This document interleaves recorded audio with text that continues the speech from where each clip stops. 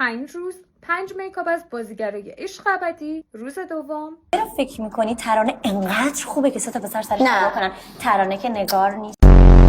میدونم که ادبیاتش خیلی مهرطلب و شوکه کننده به نظر بیاد، ولی در این لحظه نرمال ترین آدمای اون جزیره نگار و دکترن. نگار چون بی آزار ترین تاکسیک هاست و دکتر چون هیچ کس نمیفهمه چی میگه. چی؟ کلم تو ظرف شامپو؟ چی؟ دستم تا وسط علنگو؟ ابروهاش یه هشت خیلی قشنگی داره.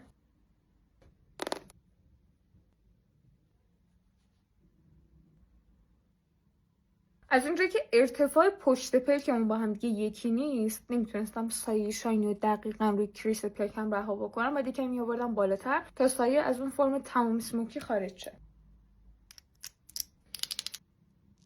یه همه خوشتی یه جا نیده بودم.